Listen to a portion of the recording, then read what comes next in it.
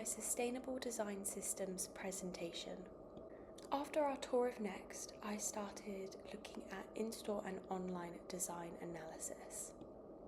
Comparing my findings with other brands like H&M and M&S, looking at customer age ranges.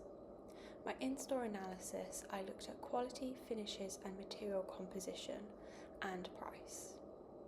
I wanted to compare my own analysis with the information that I had found online about Next's quality. For my online analysis, I found information on Next's newest drop as well as looking at published news articles. I compared Next with Zara, H&M and New Look, brands with similar online and in-store traffic, comparing how they respond to trends, price, quality, product range and brand perception. I summarised this information to create a page about Next's target demographic, which I used for my own customer profile. I was also looking into sustainable design practices and made this wheel that showcased different ways that brands can be more sustainable, looking at second-hand vintage clothing, upcycling, fair and ethical pay, quality, green and clean, and on-demand / customer-made clothing. This is my customer profile, looking at someone between the ages of 20 to 30, female, living in Cornwall with an income of £26,000 to £30,000, voting for the Green Party. She likes hiking, coastal path hikes, pottery, living at home in a small village. She aims for quality items at a reasonable price point, aiming towards seasonless pieces. Fashion concept draws inspiration from The Bees by Lillian Poole, exploring the novel's depiction of an authoritarian society and its unsettling parallels to our own world. Surveillance, control, and conformity shape our everyday lives. The collection examines themes of security and surveillance, loss of identity, and the death of innocence, reflecting how both technology and social systems constantly watch, judge, and confine us. From the outside, this concept may look like a deep dive on bees, but has a bigger role than that in our current political climate. This concept came to me when thinking about CCTV and the false sense of security that many women and people have about being on camera. In the bottom left, I've created an image to show this, with the bees and the camera, and a sign that says men at work. My project positions women as the bees and men, the people who are supposed to be keeping us safe, as behind the camera, with a warning sign that says men at work. As a young woman, I'm particularly passionate about social issues that impact women and girls. While it might have been simpler to take a more neutral direction with my concept, I wanted to remain authentic to myself and this commitment.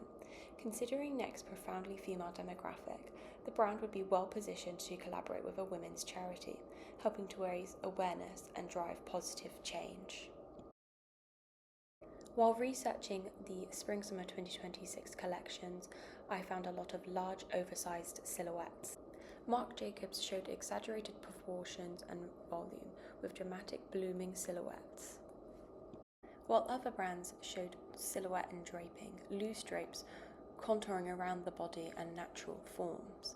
I also thought feathers, fringe and print, showing some trends that we saw last year like polka dots. I also looked at colour trend prediction from WGSN and Pantone, reflecting on the colours from last year and this year and using those in my collection. I found that the colour yellow was still a big trend from 2025 into 2026 and felt that it worked well with my concept idea. Collecting this information onto one board. I was researching seasonless colour tones for my collection to help transition from summer to winter. After my sustainable design research, I became interested in eco-dyes and brands that dye using ethical dyeing practices. I started looking at my own natural dyeing possibilities, looking at steaming flowers, dyeing with natural ingredients, and hammering flowers as well. I looked at using coffee, turmeric, berries, flowers that I dried and steamed. Produced mixed results, but it was insightful for my project so that I could include natural dyeing in my lineup. I continued this into researching a brand called Dilly Grey who uses Indian block printing for their patterns and felt like this would be achievable for my design, as well as new innovations through feathers and sequins, which Stella McCartney has shown in lots of her design work. When I started my design development, I became interested in modular fashion that uses zips, snaps, and buttons to make items removable.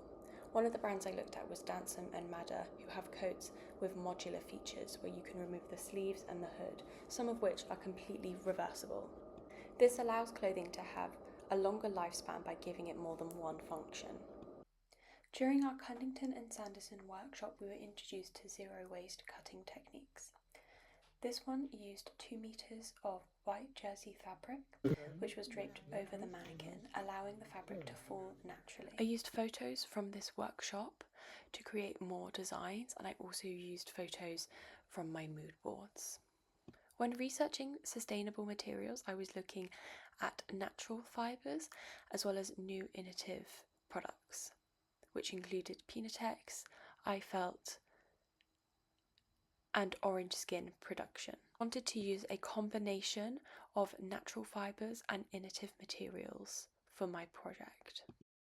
This is my final lineup, looking at 6 looks, showing a variety from miniskirts to long dresses. I felt that this suited both age ranges of Next's customer. I first looked at how bees cluster and create formations. I translated this through the use of biosequins. I also draped a zero waste top, which I turned into a jumper. For my second design, I looked at structured images of CCTV, honeycomb, and prison uniforms for my authoritarian society. I looked at how they fell on the body and how the solid structures created stability. I wanted this piece to be slim fit but not tight on the body, with openings in the front and the back.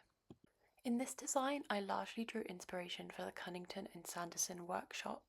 I also looked at bees and the shapes of their wings, really experimenting on the half-scale mannequins, as well as looking at how the fabric naturally fell over the body. For this piece, I really wanted to challenge myself and create a piece that had no fastenings. With an open back and a cowl neck front, you step right into it. I felt that this piece really reflected a Next customer. Originally, I started off with shorts, but felt that this was a bit too young for the age range, and I wanted to create something that would fit both the younger age range of 20 to 30 and the older end of the 45 to 50 angle. I started draping this piece on the half scale while looking at images of the honeycomb staircase building, as well as dried honeycomb images that I had taken. For my fourth design, I really wanted to pull from the image of the prison. I really felt that the geometric forms and shapes could be translated through seams.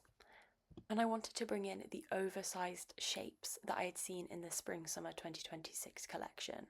I decided to use deadstock denim fabric, as well as bringing in the feathers into the top, which would be zero waste. For my final design, I was pulling from the draping in the Cunnington and Sanderson workshop that we had done, as well as looking at my research into Indian block printing to push myself and look at pattern. I felt that the Indian block printing was a good sustainable option for this, and I used images that I had drawn of bees. This is my final collection with information about the sustainable materials that I would use for each piece. I would also create a small lineup for Next of my garments that would possibly be available through pre-order. Every garment uses natural dyeing processes, and all of my fabrics would be sourced sustainably and ethically. These are my CAD drawings and my zero waste pattern. It does have some waste because I couldn't get the pockets to work in my final piece. I did instead use this waste to make a bag. Here is photos of my final garment.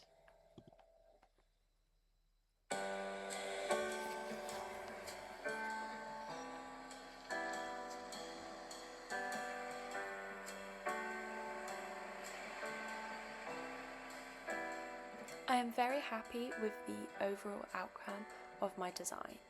I do wish I could have made the pockets work in my toiling process, but I found that it jeopardized on the quality.